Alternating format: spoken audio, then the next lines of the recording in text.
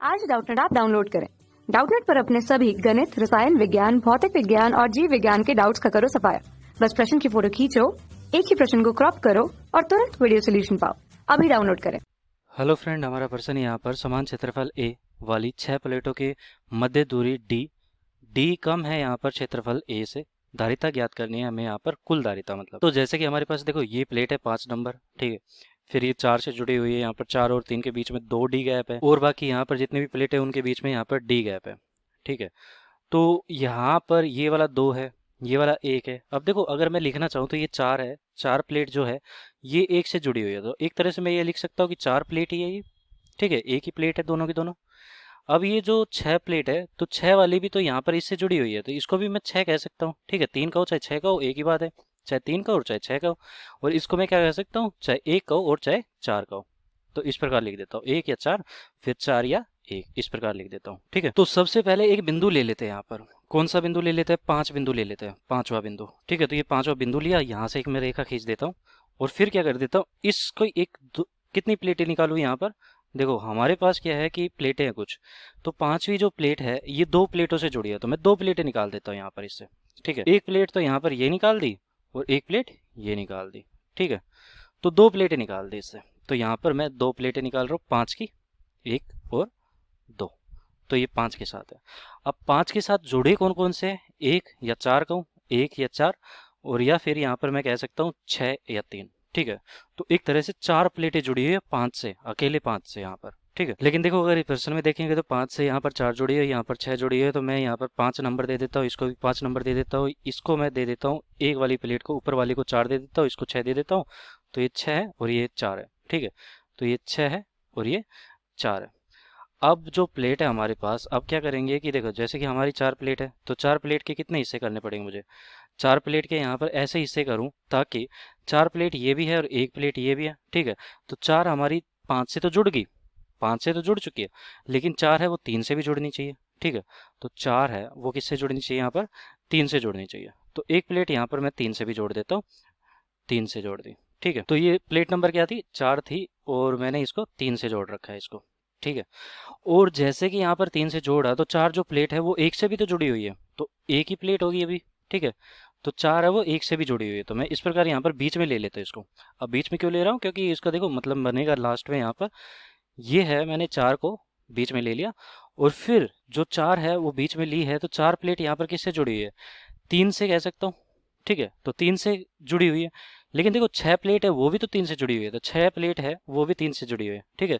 तो 6 कहो चाहे 3 कहो, बात एक ही है। तो यहाँ पर 3 से जुड़ी हुई है चौथी प्लेट, तो ये भी 3 कह सकते हैं हम, या फिर 6 भी बोल सकते हैं इसको। तो 3 और 6 सारी प्लेट एक ही है, ठीक है। इनको यहाँ पर भेदभाव करने की जरूरत नहीं है यहाँ पर। अब क्या होगा कि जैसे कि हम बात करते हैं ये वाली प्लेटें हैं, ये 3 प्लेट है वो किससे जुड़ी हुई है? 3 प्लेट है यहाँ पर वो बिंदु 2 से जुड़ी हुई है, एक प्लेट है वो भी बिंदु 2 से जुड़ी हुई है। तो 3 प्लेट है वो 2 से जुड़ी हुई है, ठीक है। तो यहाँ पर एक प्लेट बना देता हूँ मैं, जो कि यहाँ पर, तो देखो मैंने 4 को 1 के साथ कभी भी नहीं जोड़ा, तो यहाँ पर 1 के साथ भी जोड़ देता हूँ। 4 को मैंने 3 के साथ 2 बार जोड़ दिया, ठीक है। तो 4 को 1 के साथ भी जोड़ना पड़ेगा। फिर इसके अलावा देखो 6 को यहाँ पर कौन सा बच गया? 2 के साथ यहाँ पर, ठीक है। तो 6 जो प्लेट है उसको भी मैं 2 के साथ जोड़ूंगा, सॉरी 4 तो एक ही है, तो 4 को तो जोड़ने की जरूरत नहीं है किसी के साथ, 4 और 1 एक ही बिंदु है, ठीक है। अब जो 4 बिंदु है वो किससे जुड़ा है? 4 जहाँ पर है ये वाला 4 किससे जुड़ा है? मैंने 4 को 3 बिंदुओं से जोड़ दिया, ठीक है। 4 को इससे भी जोड़ दिया, 3 से भी जोड़ दिया, 5 से जोड़ दिया, और जो 4 है यहाँ पर 1 से जोड़ दिया, और जो 1 है वो 2 से नहीं जोड़ा अभी तक। तो चौथी जो प्लेट है उसको मैं 1 नाम भी दे सकता हूँ, और उसको 2 से नहीं जोड़ा तो 2 से जोड़ देता हूँ, ठीक है। और जो 6 है मेरा, उसको मैंने 5 से तो जोड़ दिया, 6 को 5 से जोड़ दिया, लेकिन 3 है उससे नहीं जोड़ा मैंने, ठीक है। तो ये इसको मैं 3 नाम भी दे सकता हूँ, क्योंकि मैंने कहा था 6 दो चाहे 3 दो, बात एक ही है यहाँ पर, ठीक है। 2 बिंदु एक तरह से, और इसको मैंने यहाँ पर किससे जोड़ दिया? ये जोड़ दिया मैंने, 2 से जोड़ दिया। तो ये दोनों की दोनों एक ही प्लेट होगी एक तरह से। ये देखो यहाँ पर ये दोनों की दोनों एक साथ ही जा रही है अब, तो ये यहाँ पर एक साथ जा रही है, तो इन दोनों को मैं 2 लिख देता हूँ, ठीक है। तो ये दोनों बिंदु मेरे 2 बन जाते हैं। तो देखो अब सारे को एक साथ देखते हैं, तो ये सारी क्रमांक मैं हटा देता हूँ, ये बीच में हटा देता हूँ, और अब मेरे दोबारा से अगर मैं इनको लिखूँ तो क्या होता है कि 5 जो प्लेट है मेरी, 5 को मैंने 6 और 4 से जोड़ रखा है। तो 5 को किससे जोड़ रखा है? 6 और यहाँ पर 6 और 4 से जोड़ रखा है, ठीक है, तो पहले ऊपर हम 4 लेकर चले थे, 4 ऊपर ही लेकर चलते हैं और ये 6 से जोड़ रखा है हमने। तो ये वाली प्लेट सॉरी 5 है और ये वाली प्लेट भी 5 है, तो 5 को हमने 6 और ये 6 हमारा नीचे है, तो 6 और 4 से जोड़ रखा है। अब जो 4 वाली प्लेट है वो किससे जोड़ रखी है? 4 वाली प्लेट 1 से जोड़ रखी है, तो 4 वाली प्लेट यहाँ पर 1 से जोड़ रखी है, तो मतलब कि ये बिंदु 1 कह सकता हूँ मैं। अब जो एक बिंदु है यहाँ पर किससे जुड़ा हुआ है, तो इसको मैं 1 कह देता हूँ। एक बिंदु है वो 2 से जुड़ा है, तो इसको 2 कह देता हूँ। और एक बिंदु है या फिर 4 बिंदु है, उसको मैं क्या कह सकता हूँ, 3 से भी जुड़ा है, तो यहाँ पर मैं 3 लिख सकता हूँ। तो ये 4 बिंदु है जो कि 3 बिंदु से जुड़ा है, ठीक है। अब 3 बिंदु से जो जुड़ा है यहाँ पर, 3 बिंदु से मेरा और भी बिंदु जुड़े हैं। 3 से मेरा ये वाला बिंदु भी जुड़ा है, 4 बिंदु और 2 बिंदु भी जुड़ा है, तो 3 से मेरा 2 बिंदु भी जुड़ा है, तो सारे के सारे यहाँ पर जुड़ चुके हैं अब, ठीक है। तो 5 और 2 यहाँ पर मैंने लिख दिया। तो देखो, अगर यहाँ पर धारिता करूँ कि 3 और 4 के जो बीच में धारिता है मेरी कितनी होनी चाहिए, अगर ये सारी मेरी कितनी हो जाती है, एप्सिलॉन नॉट ए बटा डी। ए तो यहाँ पर एरिया हो गया, क्षेत्रफल हो गया, डी यहाँ पर क्या हो गया, दूरी होगी। तो सब में तो सब बराबर है, तो इसको सी नाम दे देता हूँ। लेकिन जब 3 और 4 की बात करता हूँ तो यहाँ पर 2d है, तो सी डैश बराबर मेरा कितना हो जाएगा, एप्सिलॉन नॉट ए बटा 2d। मतलब कि इसको मैं क्या लिख सकता हूँ, 2 सी बटा 2 के बराबर लिख सकता हूँ। तो ये मेरी धारिता जो है वो सी बटा 2 है और बाकी की मेरी सारी की सारी सी है, ठीक है। तो सी है, तो यहाँ पर एक मेरा व्हीट स्टोन ब्रिज बन रहा है, व्हीट स्टोन सेतु बन रहा है, ठीक है।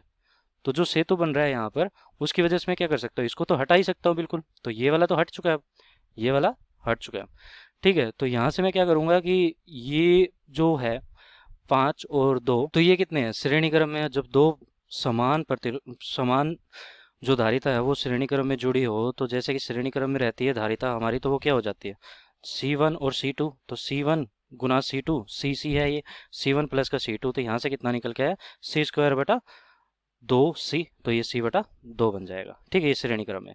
तो ये वाली जो धारिता है ये दोनों आपस में मिलकर क्या बन जाएगी, C बटा 2, और ये वाली जो धारिता है वो भी तो C बटा 2 बन जाएगी यहाँ पर।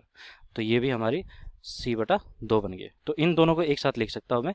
तो जो नया मेरा जो यहाँ पर, तो 5 और 2 के बीच में जो नया यहाँ पर मेरा तुल्य धारिता आएगी वो कुछ इस प्रकार लिख सकता हूँ मैं, C बटा 2 और C बटा 2। तो इन दोनों का यहाँ पर जो समांतर क्रम में है C बटा 2, C बटा 2, तो कुल धारिता यहाँ पर कितनी आ जाएगी, C इक्विवेलेंट जो कि लेकर चल रहा हूँ वो आ जाएगी मेरी C बटा 2 प्लस का C बटा 2 बराबर C आ जाएगा, ठीक है।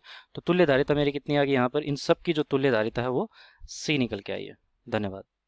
कक्षा 6 से 12वीं से लेकर नीट, IIT, JEE वो एडवांस के लेवल तक 1 करोड़ से ज्यादा छात्रों का भरोसा। आज ही डाउनलोड करें डाउटनेट ऐप या व्हाट्सएप करें अपने सारे डाउट्स 8400 400 400 पर।